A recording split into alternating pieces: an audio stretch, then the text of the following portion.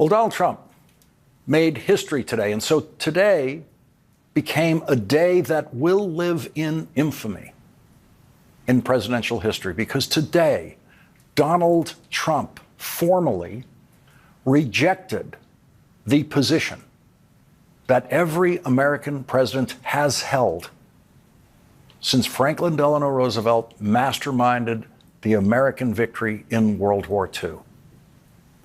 Leader of the free world. That is what Franklin Roosevelt turned the job of the presidency into during World War II. Every subsequent president until Donald Trump fulfilled that role, especially at the United Nations. The United Nations began in the imagination of President Roosevelt. While President Roosevelt was making the key strategic decisions leading to victory in World War II, he was also planning the aftermath of the war. He was planning the peace. That's the way he talked about it, planning the peace. During the war, he sometimes referred to America and its allies in the war as the United Nations. He didn't live to see his design of the United Nations come true. But when the United Nations was organized after World War II, it was basically the Franklin Roosevelt design. And every day at the United Nations throughout its history, the American president's ambassador to the United Nations always stood on the side of freedom. The United States of America in the United Nations voted with the free nations of the world against the cruelest dictatorships in the world, which almost always meant voting against the Soviet Union. In the 21st century, as Russian President Vladimir Putin began turning the Russian government into a dictatorship again, the United States leadership of the free world at the United Nations meant standing against Russian aggression. Since Russia invaded Ukraine exactly 3 years ago on this day, the United Nations passed 6 resolutions against the Russian attack on Ukraine. And the United States voted with the free world against the Russian war on Ukraine every single time until today. The United Nations once again today approved a resolution condemning Russia's war against Ukraine, and for the first time in history, the United States did not stand on the side of freedom in the United Nations. The United States, for the first time in history, voted with the dictator against the free world. Donald Trump voted with Vladimir Putin in the United Nations, and so it's official. It really is. As of today, if there's a leader of the free world, it is not the President of the United States. It might be the President of France, Emmanuel Macron, who played an important role in presidential history today, making Donald Trump the first president in history who had to be interrupted and corrected by an ally when the President of the United States was lying, and lying about that ally. General Charles de Gaulle, who became the president of France after World War II, may have been the most egotistical elected president anywhere in the world. Winston Churchill and Franklin Roosevelt couldn't stand de Gaulle during World War II. But they knew they had to deal with him, and they never had public disagreements with General Charles de Gaulle. Emmanuel Macron may be one of the least egotistical French presidents in history, but today, it was the mild-mannered French president who had to interrupt the blustering president of the United States when the president of the United States was lying. And it fell to the French president to correct the American president in a way we have never seen an American president corrected before by another head of state or by anyone. Donald Trump did his standard lie about Europe's aid to Ukraine, the lie that Europe has loaned money to Ukraine, and it's a loan, and Ukraine has to pay it back. Donald Trump became the first American president in history fully humiliated on the world stage by instantly getting caught and corrected in his lie Europe is loaning the money to Ukraine. They get their money back. No, in fact, to be frank, we paid 60% of the total effort, and it was through, like the US, loans, guarantee, grants, and we provided real money. To be clear, we have 230 billion frozen assets in Europe, Russian assets, but this is not as a collateral of a loan because this is not our belonging. So they are frozen. If at the end of the day, in the negotiation we will have with Russia, they're ready to give it to us, super. It will be loan at the end of the day, and Russia will have paid for that. If you believe that, it's okay with me. But they get their money back, we don't, and now we do. But, you know, that's only fair. He actually reached out, President of France reached out, grabbed the arm of the American president to stop him from telling a lie about France and the rest of the countries of Europe. So Donald Trump's response to being corrected on his lie was to simply tell the lie again. They get their money back. When President Macron finished speaking, Donald Trump just told the lie again.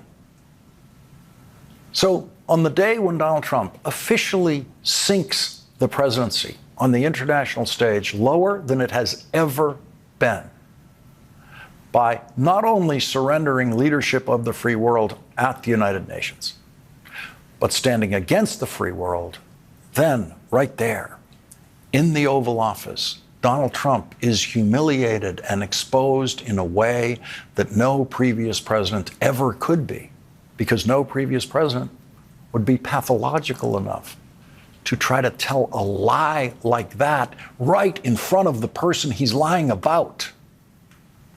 And no previous president could possibly be stupid enough to try to tell a lie like that.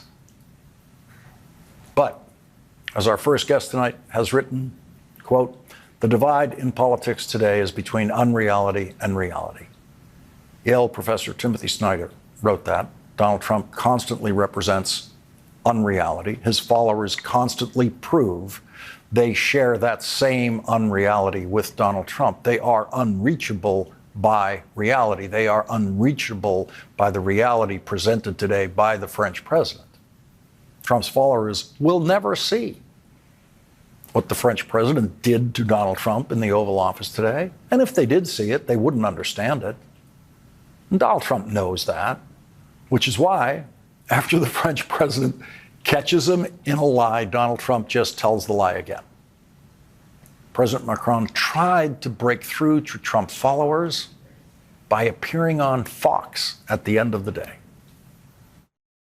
Today is clearly the anniversary of the beginning of the aggression war of Russia in Ukraine. They invaded Ukraine 3 years ago. We want peace. And I think the initiative of President Trump is a very positive one. But my message was to say, be careful, because we need something substantial for Ukraine, but for the security of Europe and France. And second, let's work together on the future to preserve security guarantees, meaning to be sure that this peace will be respected by Russia. The now powerless Republican senior senator Mitch McConnell, who, when he was in the Senate leadership, enabled Donald Trump in every way that he possibly could, issued a statement today saying refusing to acknowledge Russia as the undeniable and unprovoked aggressor is more than an unseemly moral equivalency. It reflects a gross misunderstanding of the nature of negotiations and leverage. Blame for this human catastrophe rests solely on Vladimir Putin. Here's how we know. If Russian forces laid down their arms, Europe would be at peace. If Ukrainian forces laid down theirs, Putin's aims would not stop with Kyiv. Mistaking this fact is as embarrassing as it is costly. Without a clear and resolute commitment to the leadership and order that underpins our prosperity and security, America's adversaries will receive exactly what they hope for. There is no question the entire world is watching. Speaking of embarrassing, in the joint press conference with President Macron, Donald Trump was asked about his threatened tariffs against Canada and Mexico. The tariffs are going forward on time, on schedule. This is an abuse that took place for many, many years. And I'm not even blaming the other countries that did this. I blame our leadership for allowing it to happen. I mean, you know, who can blame them if they made these great deals with the United States, took advantage of the United States on manufacturing, on just about everything. Every aspect that you can imagine they took advantage of. I look at some of these agreements, I'd read them at night, and I'd say, who would ever sign a thing like this? Yeah, that's a good question. Who would sign something so bad for America? I think the control room actually has a picture of who signed it. Let's see. Ah, yeah, there he is. That's the guy who signed the current trade agreement with Canada and Mexico. He did it the first time he was president. And I think we got him holding up. Yeah, there he is holding up his very proud signature. Look at how proud he is of that signature on what he called then the greatest trade deal in history. For the first time in American history, we have replaced a disastrous trade deal that rewarded outsourcing with a truly fair and reciprocal trade deal that will keep jobs, wealth, and growth right here in America.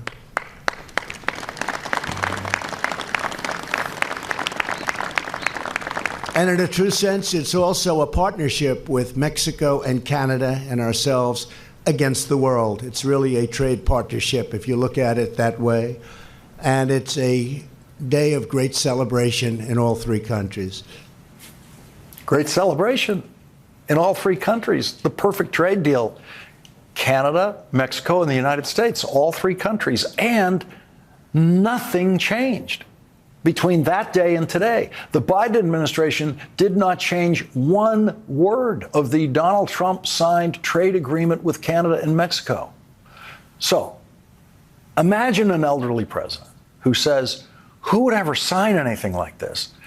And then you produce the pictures of him signing it.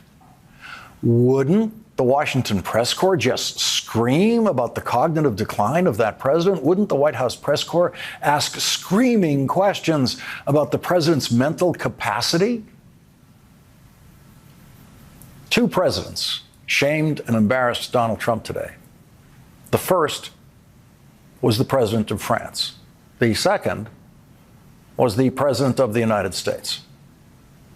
Today, Ukraine's president, Volodymyr Zelensky, said this: "This war has deep meaning. It is a fight for independence, the kind that many nations have gone through. Those who fight survive. Those who surrender are erased by history. And we, Ukrainians, exist. And we always will."